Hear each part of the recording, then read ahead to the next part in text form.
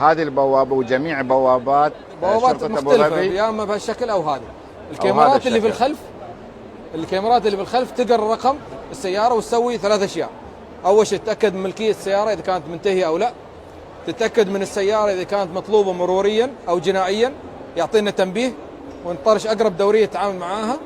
ثالث شيء موضوع ذكاء اصطناعي يشوف مواصفات السياره اللي مرت مع اللي مسجله في المرور عندنا في النظام.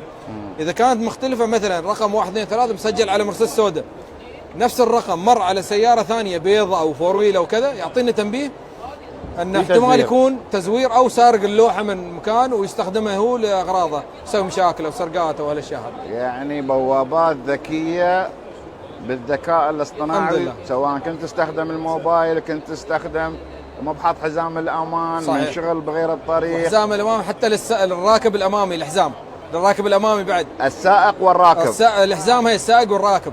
اذا انا كسائق حاط حزام الراكب مش حاطه جنبي يتخالف على موضوع الراكب الامامي. سمعتوا يا اخواني؟ ايوه سمعتوا؟ توعيه لكل مستخدمي الطرق. اليوم في نظام لازم انكم تستخدمون حزام الامان، التوعيه في حال وجود ضباب. الحزام للسلامه اول شيء واخر شيء للسلامه طبعا. نعم.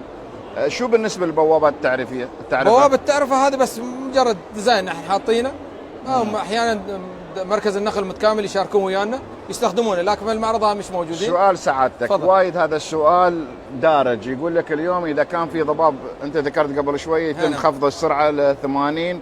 ويتم اشاره الضوء البرتقالي لخفض السرعه، اذا كان احمر وازرق حادث. اليوم شوارع طرق ابو ظبي الرئيسيه يقول لك السرعه 140 اقصى اليسار واللي جنبه، واخر سيدين السرعه